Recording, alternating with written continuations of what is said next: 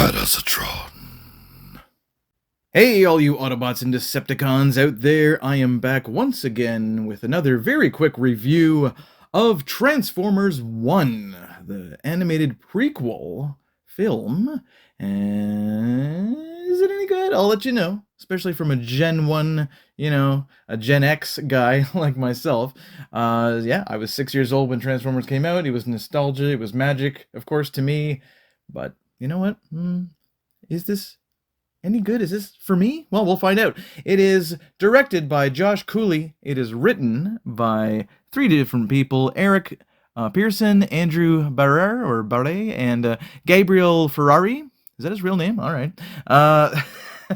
It is starring Chris Hemsworth, Brian Tyree Henry, Scarlett Johansson, Keegan-Michael Key, Steve Buscemi, Lawrence Fishburne, and Jon Hamm. And no spoilers here. I will not be spoiling anything other than what's already been shown in the trailers, of course. And that's how I do these things. Some people want to know zero. If you want to know nothing, don't watch this, all right? So I will be talking about the main plot. So, don't watch it if you want to know nothing about it. But otherwise, I won't spoil anything major. Here we go. All right, so look, when I initially heard about this film being the first Transformers animated feature in the movie theaters since the now iconic 1986 Transformers The Movie, which is my personal favorite, of course, although I was 8, so I'm a bit biased. I thought this Transformers 1 wasn't going to be for me. I thought it was going to be for, the younger generation. It is primarily aimed at children, of course. And Transformers have always existed in terms of film and TV and comic books and video games and other things in order to sell the brilliant toys. The greatest toys ever made, in my opinion.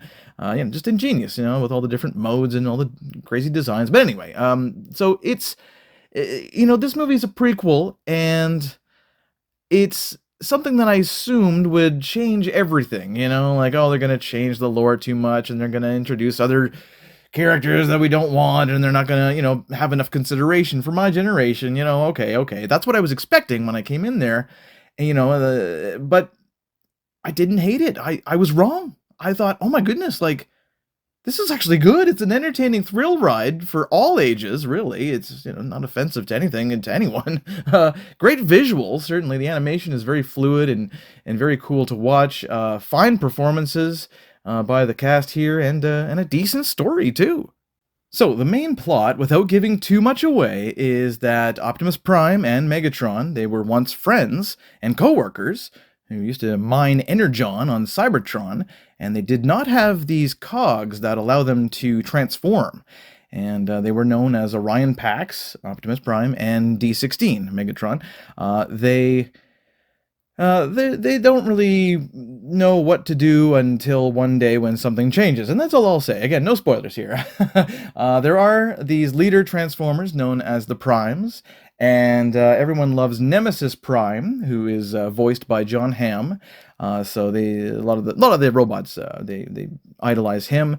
Orion Pax and D16, they wish to escape their lives in the mines and be like those Primes one day. You know what? Hemsworth and Henry, they do an admirable job here of playing the future enemies, the future adversaries, Optimus Prime and Megatron. Big shoes to fill, certainly, when it comes to the original actors, Peter Cullen and Frank Welker, respectively. Those are very iconic performances over the last 40 years. And, but that's, I think the casting is very good in this film. The always reliable Scarlett Johansson plays the lead strong female character here, Alita 1, who was originally in the cartoon. She was a pink robot named Ariel, but Ariel, I think, is too synonymous with the Little Mermaid, right? So, yeah, we'll just call her Alita 1 from the get-go here. That works. The one performance that I was most impressed with, was Keegan-Michael Key as B. So this is Bumblebee before he was called Bumblebee, because they haven't been to Earth yet, so they don't have a clue what a Bumblebee is. But he calls himself B, or Badassatron, right? Just joking around. He likes to call himself that. But Key is very funny here. His character talks too much, but that's kind of the idea. He's very sunny, he's very positive, just like he was in 1984 when he was played by Dan Gilvezan. But his silliness, it borders on being annoying, but it never really gets to that point. So the pace of the film is really quite good. It doesn't lag for a moment. There's a lot of action, and the kids I think will love it. It does pander to kids a bit, you know. I mean, you'd expect that. This is a franchise that's mainly meant to be sold to children. You know, for the last 40 years, Transformers is for kids, right? First and foremost, and I have wonderful memories, of course, warm nostalgic feelings of 1984 to 87 or so. You know, whenever I got out of Transformers. And watching this film was kind of like a throwback, you know, and it brought back good memories. It's really, honestly, it's better than at least half of the live action Transformers movies we've gotten so far. This one's pretty good, you know. Animation is obviously the right way to go with the Transformers, you know, ideally. Even though live action visual effects were, sound effects and things were really impressive, I felt like this is really the way to go with Transformers, and it's a great beginning to, you know, a new saga in this world of Transformers. There could be many sequels to this film if it's a hit, certainly.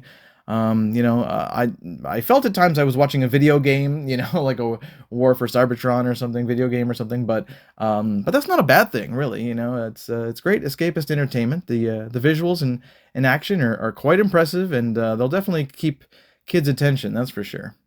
So I'm going to give Transformers 1 an 8.5 out of 10. Yeah, it's pretty darn good. I would definitely recommend it in the theater. Yeah, whether that's 2D or 3D, the 3D actually works very well for an animated film like this, certainly. It's not too violent for the kids, you know, but it's not just for little kids either. You know, it's better than I expected. So that's great, and there was much consideration for G1 Gen X fans like myself. So get in your cars and roll out to the theaters for this one, folks. All right, that's all for me. This is Neil, and until next time, till all are one.